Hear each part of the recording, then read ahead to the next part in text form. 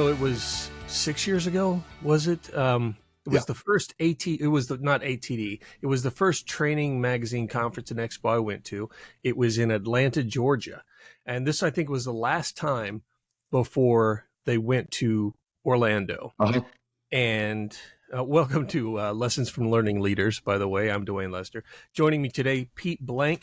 And Pete was at that training conference and expo in Georgia, in Atlanta.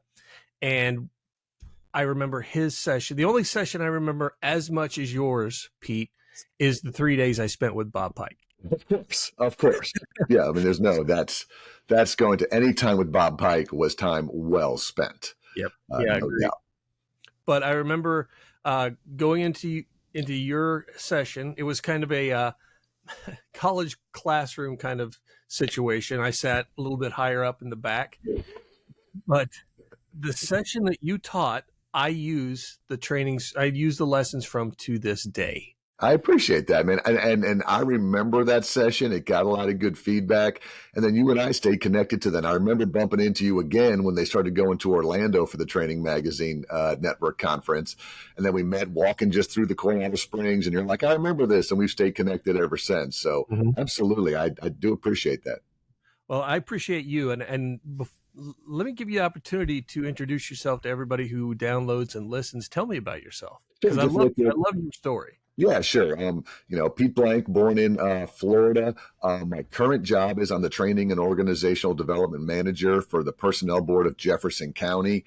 That basically means I've got a team of 3 to 4 trainers, and we do leadership development training for all of your government employees in central Alabama. So it's about 7,000 police, fire, public works, revenue department, streets and sanitation, parks and rec.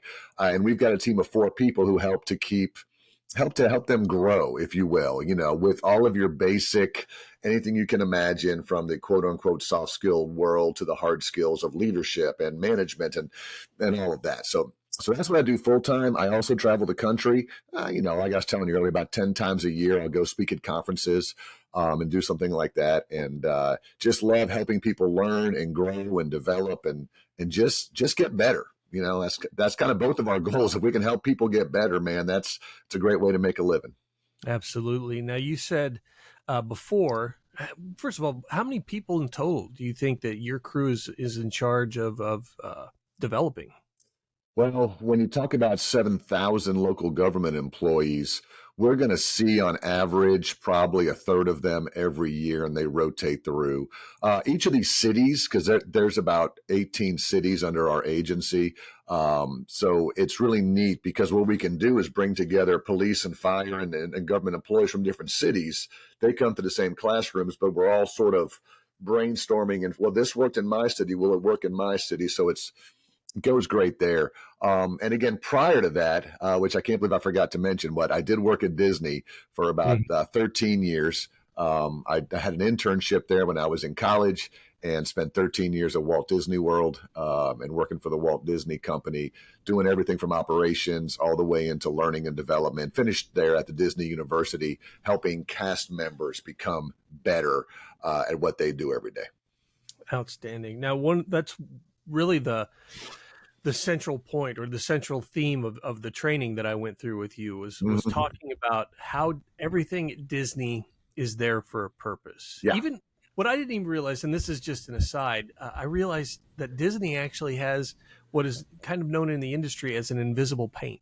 So they'll put this paint on buildings and you won't even notice the building's there. And it's weird. But like you said, everything there is there with purpose. Right. Can you tell us how you took that lesson and applied it to learning and development? Yeah, it's great, because when I work there, there's a central theme of purpose that ties into everything. The purpose is for the customer, the end user. Well, when I was in operations, the purpose was for the paying customer, but also internally, it's for your employees. Your employees need to feel that purpose as well. And we talk a lot about the Disney show. And the Disney show is that when a customer comes in, or a guest, as we call them at Disney, comes in, they should be able to use all 5 senses: smelling, tasting, touching, hearing. What did I leave out? See, smell, taste, touch. Come on, what did I leave out? Sight, See, smell, smell. taste, hearing. And my wife claims I'm a horrible listener, so there's no shock there whatsoever. Um, but we try to incorporate that into the guest experience. But then we started thinking, well, how can we incorporate that into the training experience as well? Because what you get in a lot of organizations, Duane, is we'll put all of our time and effort into the customer experience. And then for the training experience, oh, here's a closet we're not using. You can do your training in there. Hey, here's an old conference room that hasn't been updated in years. You can do your training in there. Now the guests get all the good stuff. And so Disney realized if you're going to really have an awesome employee base, the training experience needs to match the customer experience. So you've got to put time and effort into both. Wow. So let's walk through the senses. Let's start with hearing so we don't forget about that again. No doubt. No doubt. Well, this is simple stuff. And sometimes I feel when like a training magazine and when I do my sessions, there's a lot of people that do really great theoretical stuff. I really dabble in the practical. And it's shocking to me that some people still don't do this. But the most simple one is to have some type of music playing in the background when you enter a training classroom. Even in this year, or as we're getting into 2023, 2024, 2025 and beyond, when people are coming into a dead classroom, and there's 8 or 10 tables, and there's going to be 15 people, 20 people, whatever your attendee base is, and it's just dead. And there's no music, and there's white fluorescent lights, and people are just looking at their phones and scrolling. And then you as the trainer have to come in and get them up and organized. Using all of the ethical ways to do this. Again, I'm not saying just roll music if you don't have copyright license and all that kind of stuff, but simple background music in a training class, the sounds of that to help set the stage as people are coming in is one of the easiest things we can do. I'm sure you do that for your sessions, right? Actually, the speaker I use is right here. It's just a little Bose speaker. Yes. I think I got this for like $120. Yeah. At Best Buy. And what I'll do is I'll actually I'll pair it to my laptop, and I'll go to YouTube and find some copyright free, free to use music, and just be rolling that. And I try to keep it a little more upbeat. You don't want funeral dirges as they're coming into the room, but, right. but you want something a little more upbeat. And it's such a change. And I'll even have it not so loud, but I might place it by the door so they can hear the music as they're coming down the hallway. Right. The whole thing is we need to start thinking of training as an experience. We talk about the customer experience, that's beyond customer service, and the employee experience, that's beyond just employee engagement.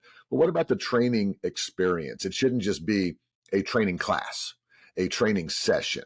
How can we make it an experience? And part of that is using all the senses. We used to have, we did some rehab in our area, but we had a room that had air walls, and if you've got air walls and you can hear the class next to you, then that ruins the training experience. If there's bathrooms too close, you can hear the flushing of the toilets during that. So that changes the experience. So we even have lobby music playing as you come in, like you said. So have it in the classroom, have it outside. You can use sounds in a bunch of ways to help enhance the experience. One thing that I read and I think is accurate is if you're offered a microphone, take it. Yeah. And I think that goes right along with hearing. What do you think? We do too many. And again, you and I both have booming voices and all of that. And we always see in training sessions when someone is handed a mic or a lapel, and they'll start like this. If I don't use this, can everybody hear me? If I don't use this, is this okay? And they start that way, and no one's going to raise their hand and say, no, we can't hear you. But then you start getting visual clues of the people in the back. So yes, unless you've got a small room of 8 people, if there is a sound system, if people can't hear what you're saying, they're going to disconnect right away. Absolutely. Absolutely. So take us on through some others. How about okay, we've got the sound, it's out in the hallway, they walk in, it's upbeat. What's next? Sight is important. What do people see when they come in? Like I said, I'll take you back all the way back before PowerPoint when I was at Disney University, and we had things called show cards. And show cards were really nothing more than like these big old pieces of paper here, and they would say things like safety with a picture of Mickey, and courtesy with a picture of Donald or something. And we would actually move these show cards off the easels as we're talking about things. And now PowerPoint's replaced that. But even now we realize that people are visually stimulated, they learn visually. And so what do your rooms look like? What do your training facilities look like? Is it just a white wall? Is it just, can you hang up flip charts? Can you, we painted all of our walls with dry erase paint. So that gives us the option to put welcome statements on there. And it's funny that this is both sight and touch, but to see grown adults when you hand them a dry erase marker and say, oh no, you can write on this wall. It's funny to watch these 50-year-old men who are, working in public works, and they're like, so I can write on this wall. Again, because again, anybody can write on a flip chart paper, but you're allowed to write on the walls. Right. So then all the different colors sort of add, and you look around during the training experience, and you're like, man, there's stuff happening. So making sure that your chairs look good. Look up at your ceiling tiles. In your rooms, how do those look? How long has it been since they've been dusted? Disney's big on the show element, and what you see, they do this whole forced perspective. They know where they want you to look in the theme parks. Well, what do I want you to see, and what do I not want you to see, as you're coming in? So this goes all the way back to the old don't walk in front of the projector type of thing, that kind of, shows the shadow of you on there. So everything, you can't just assume that people are going to look where you want them to look. You have to force them to look where you want them to look. Yeah, and I think a good aspect of the sight element is to use as much color in that room as you can. So you probably, like me, use index cards a lot. Yep. Rather than just getting the plain white, get the colorful ones. Yep. Rather than getting plain white cardstock for their table tents, get colored cardstock, and then put it out there and let them choose what color they want, going back to those adult learning principles. Give them that choice. Yep. And, if you're going to use flip chart paper, okay, but if you're going to make notes on that, is there a way that you can use colored Post-it notes and put that on the flip chart paper? Get as creative as you can so it's visually stimulating as well. And again, we as trainers and as learning leaders and experts and all these things need to think about this. We can't just be lazy, because today's learner is so involved in this, and we're learning about modularized training. And, I don't know what the old day was, but if you don't get them in the first 7 seconds, you're going to lose them. And you've got to take breaks every 15 minutes and all these things. And now it's like you've got to be on every moment. You could lose them at any moment because attention spans have gone down. So let's make sure that we use everything that we can to be visually stimulating in our classroom settings. Absolutely, absolutely. So after we've got sound, we've got sight. What's next? What about smell? And again, not to go down this path, but where your bathroom's located, all that kind of stuff, because it's hard to focus. But you know what? I did a sort of a pseudo session on this. It kind of tied into smell and taste for Ames Community College that I was speaking to. And we were talking about what's driving people into their cafeterias, and why would I go in there? And we started saying, well, how does it smell in there? Does it smell like wet mop floor? Like it's just, how wet mop floor smells, or does it smell like fresh coffee or like fresh hot chocolate? We brew coffee all the time in our training sessions, and we want people to smell that when they come in, whether anybody drinks coffee or not. Now you got to be careful with smell, because again, you start spraying too much stuff and it gets into people, and then they say that, I can't focus, and there could be some true health issues around that. But Disney knows the power of smell. Many of our Spaceship Earth attraction, where you can smell the fire, and Pandora, and Soaring over California, where you can smell the orange trees. So there is a power to smell. And what can you do? Oh, I'm sorry, going back to my Ames Community College thing.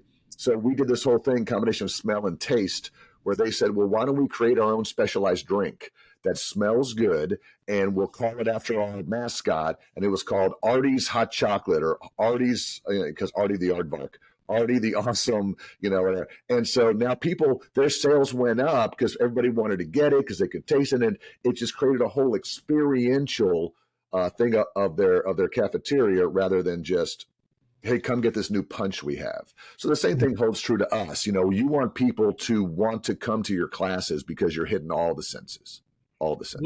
what I've looked at the coffee because I agree with you. The coffee smell is appealing. I don't know anybody who's like, "Ah, coffee, that's offensive. I don't want Right, that. Disgusting." right. The problem that I've faced is, our coffee pots are all Keurigs now, so it's difficult for me to do that. Yeah, And then I thought the next thing was, well, maybe I'll get some Glade plugins. Well, my wife, from experience, I know if you put a Glade plug-in in the house, she's going to get headaches. yes, And I thought, yes, okay, well, I don't want to create that experience for someone. yes, So yeah, what can I do? Then I remembered our good friend Bob Pike. And what did he do? He put scented markers on the table. yep, And so every table now has a set of scented markers, and I make a big deal of that. And I'm always like, the buttered popcorn is my favorite. I don't know why, but I yes. think it smells amazing. And now I've got everybody smelling the markers, and I always make a joke of it. This is the one thing in here that you can huff, and nobody's going to turn you in. So And it's so it's and again, sometimes I feel you and I are like, this is what we're talking about. That scented markers make a difference, and you can tell people that don't take the time to think about this. People leave their sessions and go, "Ah, they were okay. I forgot what we learned, whatever." And those that do go, "Hey, they were on point on everything in that training. It makes me want to sign up for more. It makes me want to learn more. It makes me retain. Or when I'm back at the office and I buy my own scented marker and I smell it, and that reminds me of the training class on conflict resolution, which makes me go back to my book." Yeah, it can all trigger reflex. So great job on that. Absolutely. well, it comes from you. So No, it comes from all of us. the application of the training, which is what we all want. We all want that transfer from the Right. classroom, from the seats to the streets. Yep. So now we go to, let's talk about taste. Yeah, taste is a tough one too. Again, kind of tying into that specific what you're trying to accomplish, and this is hard to do depending on who's in the room. But again, my buddy who you might know, Sardik Love, Mm-hmm. talks all the time about he does this experiential activity with the candies War, that are really warhead, sound. You know, he warhead. does a whole change activity where when you taste this and get through it, all of a sudden now you've mastered the art of change because it's now not as bad as it used to be, and that involves taste. And I've done that activity myself a couple of times, and I've had a few people say I'm not going to take part in that because I I'm not comfortable. I don't know, but that's okay. I mean, it can be one of those optional training activities. You're not forcing people eat this candy and learn this lesson, But he does it in a way that it's safe, and people who want to get, and even if you're not tasting the candy, you're watching the other people's reactions, so you're still getting a learning lesson out of it. So little things. I mean, I love that. We use that all the time. We do some activities with different frozen ice creams and popsicles, where we like pull those out and talk. I would say we pass the popsicle around. Everybody take a lick. Everybody take a lick. But the same things you can do with Starlight Mints. I mean, all of those things you can just do. But we just don't think about that a lot as a learning option. But taste can help the your training activity, your experiential activities. Do you feel that catering is a part of that? Being specific with what you're getting for catering, if you're doing a catered lunch. If you're doing an all day activity or a catered lunch or something like that, yeah, we have certain, again, working in local government, we have a few more parameters than most people do, but you could truly tie. I mean, you could tie your food choices into your topic for the day. We've done this before when we've had some diversity training classes where we brought in some international foods with the whole lesson of learning new things like that. But also, if you bring in just a standard cold rubber chicken or cold cuts or all that, what is there if it's food, it's just food. That's fine. But you could also tie it in, to what you're trying to accomplish, which yeah, does make a difference. One thing that I did for a while was when we would had different parts of our organization that would want to come in and talk to the orientation class. Mm-hmm. So I said, well, let's just have you guys sponsor lunch then. We'll still pay for everything. You don't have to worry about that. But we'll say that you sponsored lunch, and then where do you want to get lunch from? So when one of our organization, the Libre Initiative, came in, they said, well, we want Super Pollo. I was like, perfect. Okay, Super Pollo. And when we had Concerned Veterans for America come in. We said, where do you want your food from? And they said, we want it from Mission Barbecue because they're very veteran focused. Perfect. And then that adds a little bit more dynamic than just here's your boxed sandwich. Yeah. It's okay. Today's lunch is from this organization. They want to talk to you a little bit about it. And then they brought, they sponsored lunch. Yeah, that is a genius idea again, because what it does is I just did one of my Pete's Point leadership lessons on leaders as connectors and how we have to connect people. And by bringing in outside vendors, outside speakers, outside meal choices from around, yes, we're covering a topic today of orientation or conflict resolution or new hires. But I'm also setting you up that look at these people in your community who you probably should need to know because of their mission, vision, and values and all of that. So just by taking this simple idea of taste and not letting it not missing an opportunity with it, you nailed it. Absolutely. Thank you. How about touch? Last one's touch. And again, there's two sides to this. One is the emotional side of touch. And I talk about this a lot. If you've got a corporate university building or a training university building or something like that, not a lot of locations have those. But if you do, you need to emotionally touch people with things on your walls. So if you've got people who have been promoted and you're trying to showcase that there's upward growth in here, put up some storyboards about how people have gotten promoted and worked through the system so that when your new hires come in, you're like, oh, look, this person started 8 years ago. They were here. Now they're up here. So you are emotionally connecting with them. We do a veterans wall where I am, where people who have served, they come in and you can see where some of your coworkers have served in the military. So there's opportunities again for connection and emotionally touching. And then the physical touching is this goes back to, again, Bob Pike stuff and all that, depending on the class, what's on the tables, what are the squishies, what are the markers. A lot of us are now using Slido or Kahoot or something like that, where they're going to be on their phones, checking them, scrolling anyways. So why not allow them to answer the questions on their phones? Very tactile. They're got to do a whole lot of, some people prefer workbooks, some people don't, but, at least having something for them to write on. So the whole idea of touch, again, adds to the training experience. I'm sure you do a lot of stuff like that.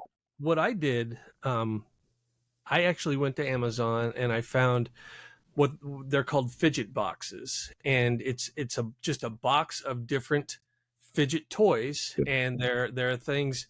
It's funny because I was going through it, and one of the things in there, it's like a little plastic puffer fish. It's what it reminds me of, but it's nothing but like a ball of spikes, and I'm holding it, and I'm like, why would anybody want that? And I'm sitting, next thing you know, I'm rubbing my hands like this and I'm holding it and I'm just looking at stuff and I'm like, what? And I realize I'm doing it. I didn't even think about it. I'm just like, oh, okay.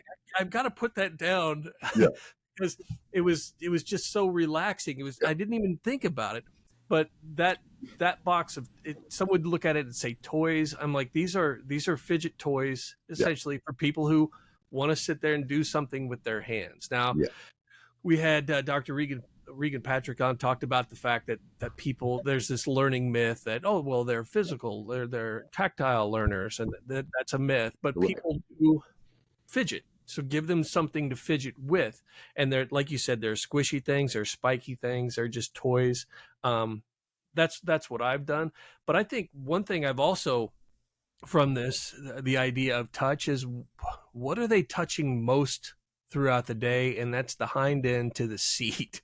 So I always look at, do they have comfortable chairs, or am I putting them in the the circa 1950s folding chair exactly.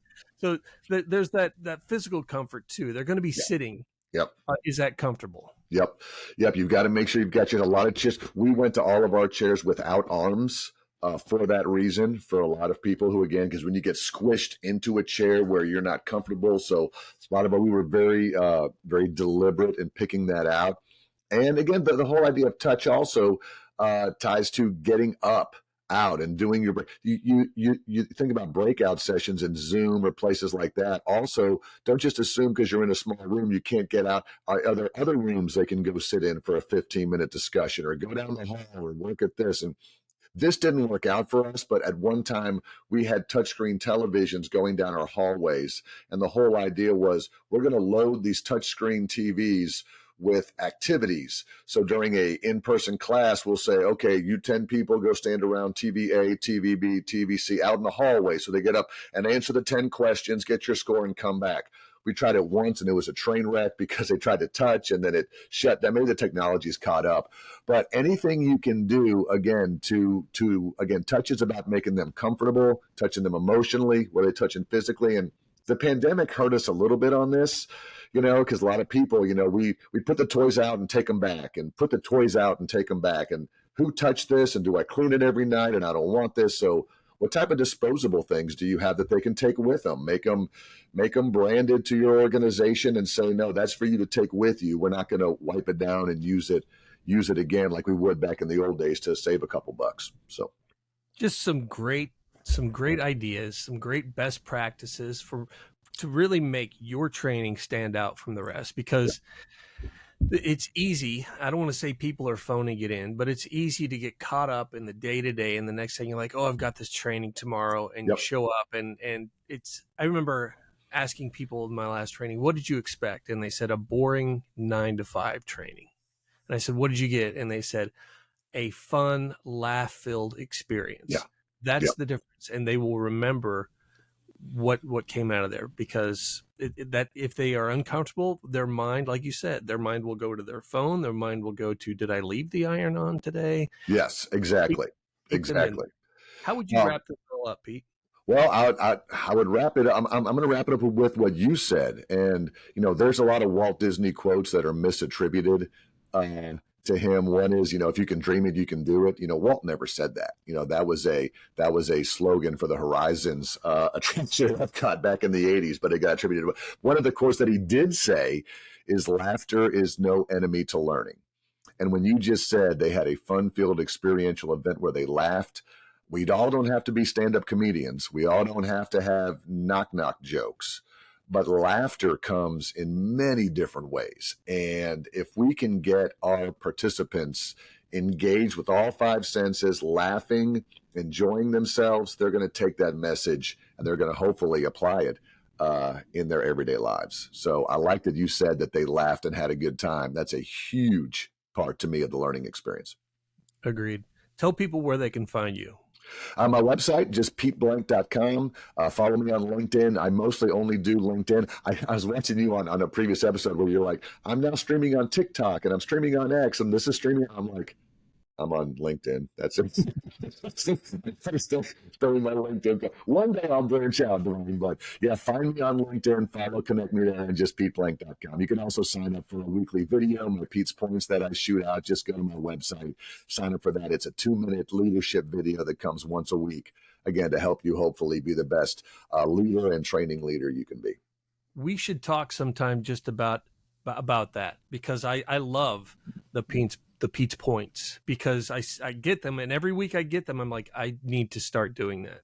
And I could just set it up right behind me, stand in front of the case. I honestly thought about doing this interview like out in the street. I was like, this is what Pete would do with the Pete's Points. I could just find some.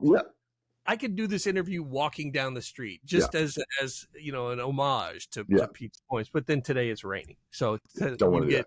You get the office today. Your background looks great, buddy. Looks great. Thank you. I appreciate that.